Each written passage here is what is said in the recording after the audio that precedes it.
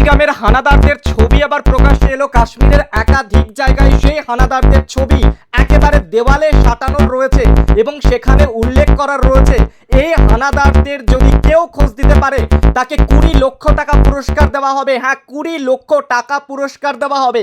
কাশ্মীরের একাধিক জায়গায় একেবারে পোস্টার সাঁটানো হয়েছে, 3 হানাদারের ছবি প্রকাশ্যে আনা হয়েছে, তার পাশাপাশি উর্দুতে লেখা রয়েছে 20 লক্ষ টাকা পুরস্কার দেওয়া হবে।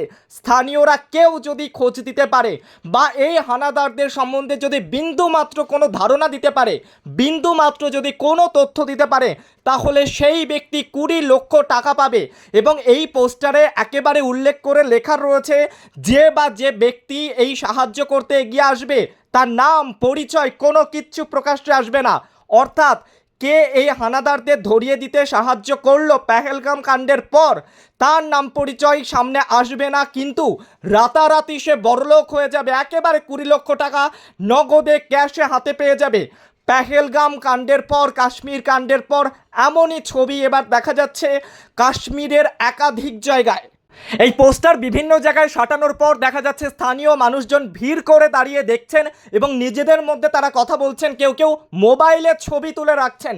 জেহাদিদের এই হানাদারদের ছবি তারা যদি কোনো মতে বুঝতে পারেন যে তাদের আশেপাশে রয়েছে, সেক্ষেত্রে তারা যদি খোঁজ দিতে পারেন একেবারে রাতারাতি বড়লোক হয়ে যাবেন, 20 লক্ষ টাকা নগদ ক্যাশ পেয়ে যাবেন।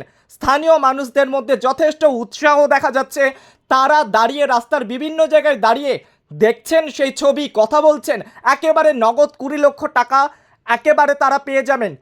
আর 22 তারিখ এই যে ঘটনা ঘটলো তারপর এখনো পর্যন্ত এই জেহাদিরা, এই হানাদাররা তারা এখনো পর্যন্ত কাশ্মীর ছেড়ে এখনো পাকিস্তানে পালিয়ে যেতে পারেনি এমনটাই মনে করা হচ্ছে। আর তার আগেই এই পোস্টার যথেষ্ট উল্লেখযোগ্যপূর্ণ। ইনি মানসিক ভারসাম্যহীন নন, ইনি মানসিক ভারসাম্যহীন সাজার চেষ্টা করছেন। ইনি বাংলাদেশি চর, হ্যাঁ ইনি বাংলাদেশি চর। বাংলাদেশ থেকে গোপনে এদেশে ঢুকেছেন আর তারপর এখান থেকে সমস্ত তথ্য পাকিস্তানকে শেয়ার করবেন। এই ফন্দিতে এদেশে ঢুকেছেন এই ব্যক্তি, এমনই দাবি করছেন স্থানীয়রা। যদিও পুলিশ তাকে গ্রেফতার করে নিয়েছে। এই যে ব্যক্তি যাকে দেখছেন, এই ব্যক্তিকে পুলিশ গ্রেফতার করে নিয়েছে। সেনা ছাউনির আশপাশে সন্দেহজনকভাবে ঘোরাফেরা করছিলেন এই ব্যক্তি, আর তারপর পুলিশের সন্দেহ হয়। আর জিজ্ঞাসাবাদ করার পর তদন্তকারীরা রীতিমতো চমকে ওঠেন। এই ব্যক্তি বাংলাদেশি নাগরিক, শুধু তাই নয়, এই ব্যক্তি বাংলাদেশের গোয়েন্দা সংস্থার প্রাক্তন কর্মী। পরে পুলিশ গ্রেপ্তার করে এই ব্যক্তিকে, তদন্ত করছে পুলিশ। কিন্তু ঘটনা কোথাকার? ঘটনা আসলে শিলিগুড়ি সংলগ্ন বাগডোগরার বাংডুবি সেনা ছাউনি এলাকার ঘটনা এটা। এর আগে আফগান নাগরিককে গ্রেপ্তার করেছিল পুলিশ। একের পর এক ঘটনায় চাঞ্চল্য ছড়িয়েছে, আর এবার এই ব্যক্তিকে গ্রেফতার করেছে। আর ধৃত ব্যক্তির নাম আশরাফুল আলম, সে বাংলাদেশের রংপুরের বাদরগঞ্জ থানার বাসিন্দা। ধৃত ব্যক্তি নিজেকে বাংলাদেশের গোয়েন্দা সংস্থার প্রাক্তন কর্মী বলে দাবি করেছেন। এনাকে দেখলে মনে হবে ইনি সুস্থ নন।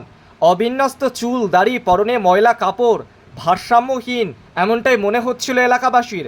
কিন্তু পুলিশ যখন তদন্ত করে তখন জানা যায় আসলে ইনি ফন্দিবাজ। ফন্দি নিয়ে এদেশে এসেছেন, 6 মাস ধরে টানা এদেশে রয়েছেন। বাংলাদেশের জয়, পাকিস্তানের জয়। পাকিস্তানের জয়, বাংলাদেশের জয়।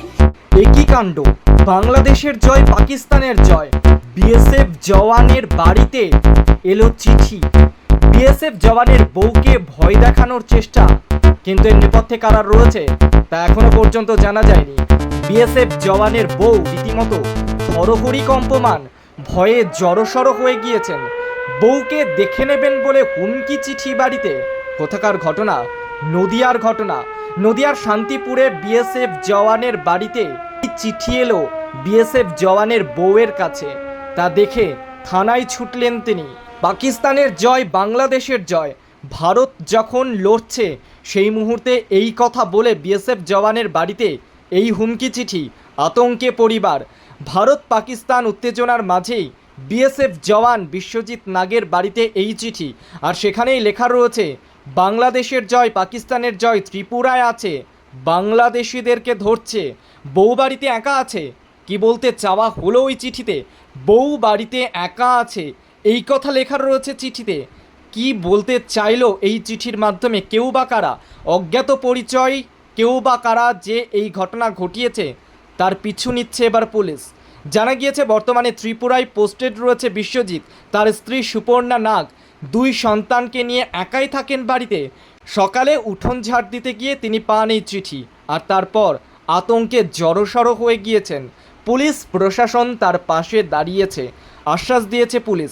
তবে এলাকায় কোনো সিসিটিভি না থাকায় সেইভাবে এখনও জানা যায়নি কে বা কারা এই ঘটনার নেপথ্যে রয়েছে।